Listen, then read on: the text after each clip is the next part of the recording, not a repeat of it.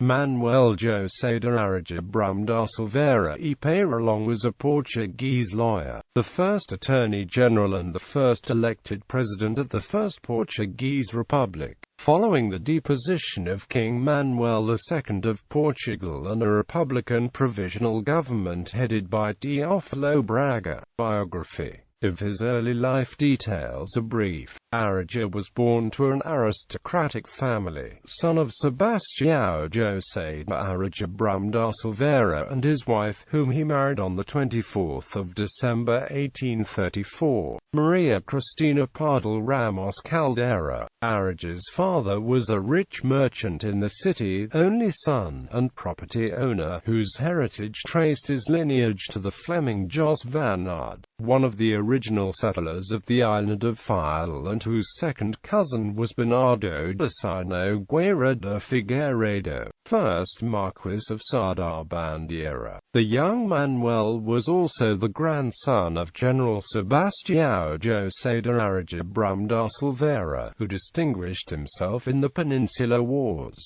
and grandnephew of the judge of the Supreme Court, who between 1821 and 1822 was also a representative for the Azores in the constituent courts. The Arriaga family included 6 children, of these the following siblings: Maria Cristina, the oldest; José de Arriaga, a historian; Sebastião Arriaga Brum da Silveira Jr., agricultural engineer; and Manuel, the fourth in line of succession. Education. Around the age of 18, he moved with his younger brother to Coimbra to study at the University of Coimbra in the Faculty of Law, where he distinguished himself for his brilliant mind and notable oratory. During this time he adhered to philosophical positivism and republican democracy, where he frequently joined others as discussions on philosophy and politics, showing a capacity for argument and imagination. His republican idealism, considered subversive, caused a rift between him and his conservative monarchist-leaning father. His father would break off ties with his sons,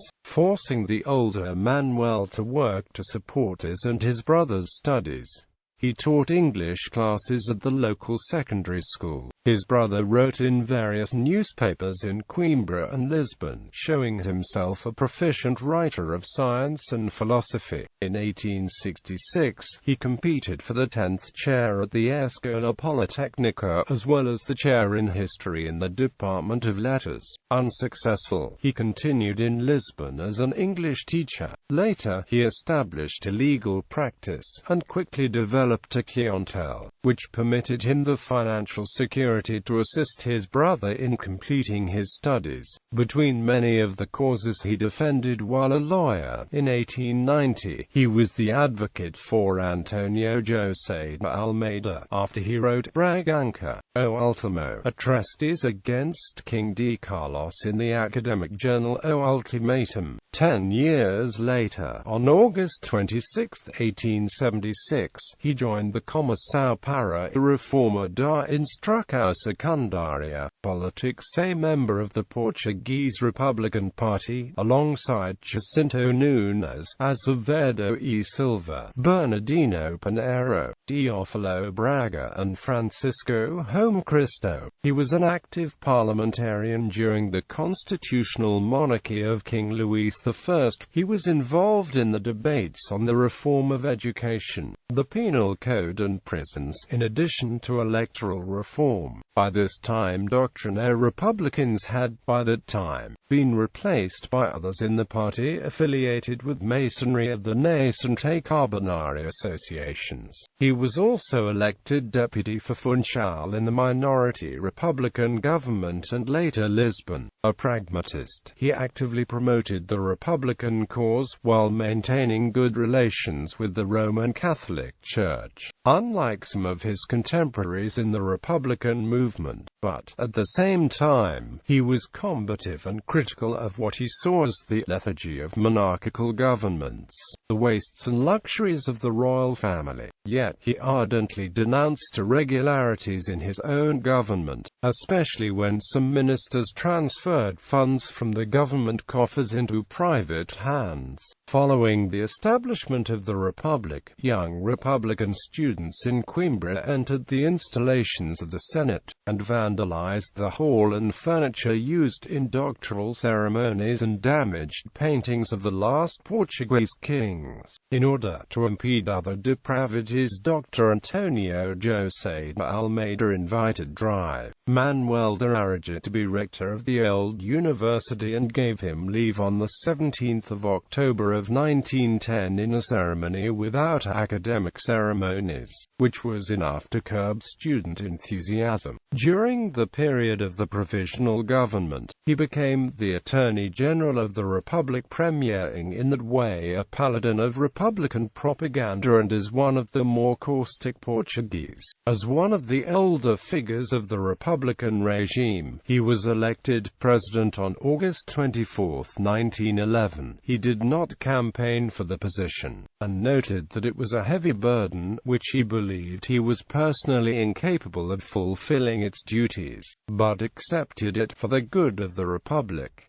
The other candidate was Dr. Bernardino Machado, but it was Antonio José de Almeida who had suggested Manuel Arriaga at the end of Teófilo Braga's provisional government, as Almeida had believed Arriaga was one of the few, if not the only man in the party who worked well with everyone and whom the Lord Christ didn't speak ill. The presidency was itself not an enviable or prestigious position, although the elected person, for a time, occupied a large home in Horta-Seca. They were required to furnish the home at their own cost, pay rent, and had no transport budget, nor personal secretary. Later, the first president lived in the Palace of Belém, but not in the main building, but rather an annex off of the Patio das Damas. This occurred in a period when personal divisions between different factions had splintered the Republican cause. Antonio José de Almeida would form the Evolutionist Party, Brito Camacho the Republican Union, while Afonso Costa would continue to front the main Republican Party. Manuel de Arriaga, for his part, would select the politician and journalist João Chagas to head his first government. In his personal autobiography, Arriaga recounted how he hoped that he would not be another factor to divide Republicans, especially in a time where there existed a need to work together. It was a difficult period historically, due to the exasperation of the religious question, constant social agitation and political party instability that fermented during the infancy of the First Republic.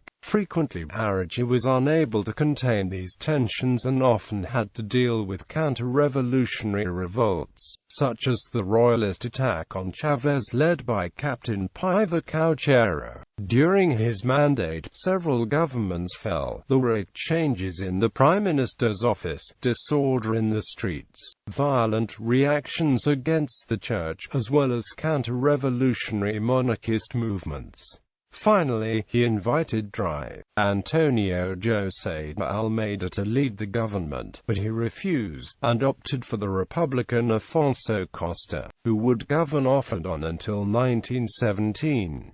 Hated, but feared, he governed and even sought to restore some order and economy to the public accounts. Although Afonso Costa was able to reduce the deficit, the instability and conflict between parties persisted, made more critical by internal politics and growing international tensions. In 1914, Arriaga deplored the circumstances, going so far as to announcing his intent to resign unless a coalition and non-party government could be installed that resolved the outstanding issues of amnesty and separation of church and state. But subsequent governments would not resolve the issue immediately. On February 22, 1914, an amnesty was conceded for those not accused of violent actions, and 11 leaders of subversive groups were released, but the law of separation remained unrevised.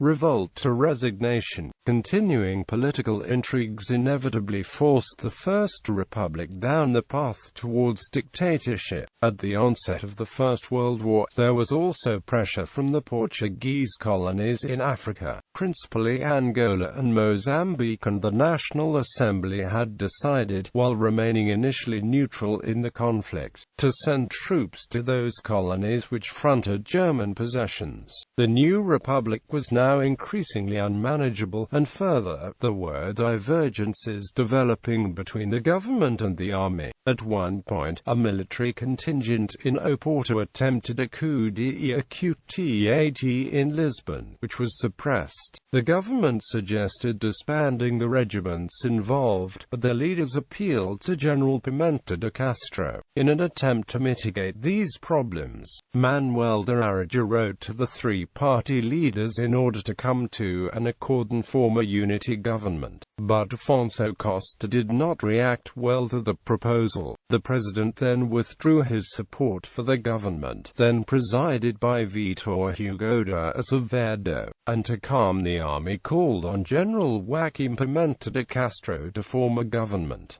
Arriaga had known and placed his confidence in Castro, but Joaquim Pereira Pimenta de Castro selected for his ministers 7 military officers who did not permit the reopening of parliament, and provided an amnesty for convicted monarchists involved in the attack on Chavez. He made changes to electoral law and began governing as a dictator, which was only supported by the Evolutionist Party and the group led by Machado dos Santos on the political right of the Republicans. What had started as an attempt to eliminate an inevitable conflict between the armed forces and the political class, eventually resulted in a bloody conflict. The parliamentarians, meeting secretly on May 4, 1915 in the Palacio de Almitra, declared Arriaga and Pimenta de Castro outside the law, their acts undemocratic and essentially void. Then, on May 14,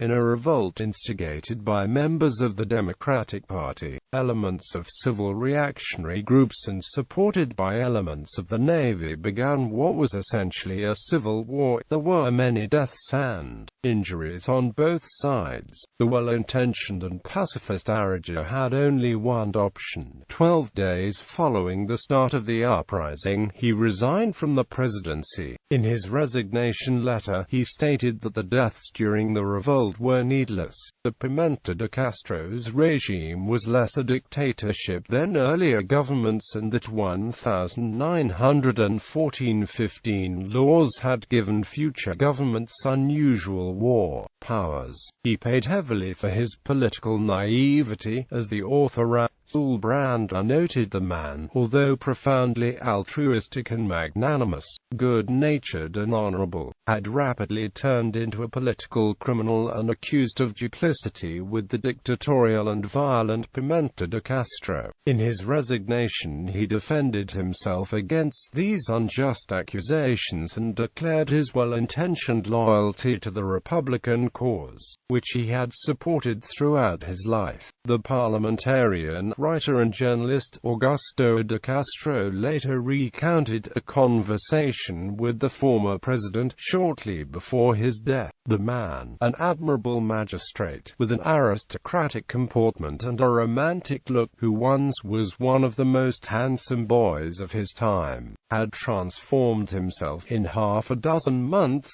into an old, curved and pathetic man. Arriaga recounted to me one of his unique pleasures during his exile. His flowers, garden and poetry. In that afternoon, seated in his garden, seated in the warmth of the sun's rays, I told the old man my predictions, that politics was not made for idealists nor poets like him.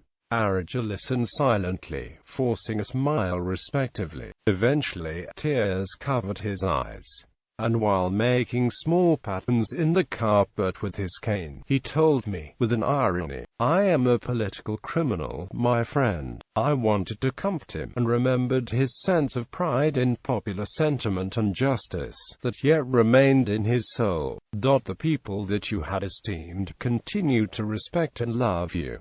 that much is true. There are few in the theatre, in public, who caricature you. But Auguste de Castro ended his story by noting that upon leaving the ex-president's home he purchased a newspaper that referred to Arriaga as a renegade and traitor, and thought never, like that afternoon, did politics seem so cruel and a sinister thing. Manuel de Arriaga was replaced as president by Professor Teófilo Braga in 1915, who had led the Provisional Government following the abdication and exile of King Emmanuel II. Later life. At the age of 30, Arriaga had married Lucrecia Augusta de Brito de Berredo Furtado de Melo, from a family friendly to the Arriagas. The ceremony occurred in a chapel near Valencia de Minho, where her father was general and governor. For a few years the couple lived in Coimbra, where Manuel de Arriaga flourished in his law practice. 6 children were born, 2 boys and 4 girls, and the family regularly spent their holidays in Buarcos.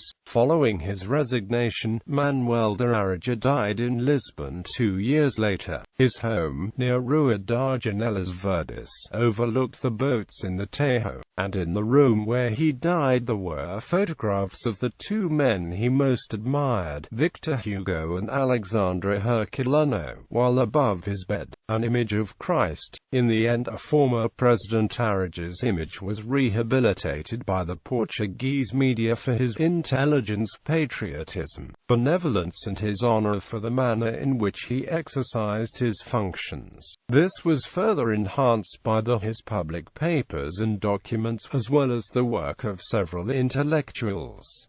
Published works. Although a distinguished lawyer and orator, most of Arriaga's works were presented to the public, but also included published O Partido Republicano e o Congresso, presented at the Clube Henriques Nogueira. A Questão da Lunda, represented in the Chamber of Deputies. Descaracterização da nacionalidade portuguesa no regime monárquico, presented in the Chamber of Deputies.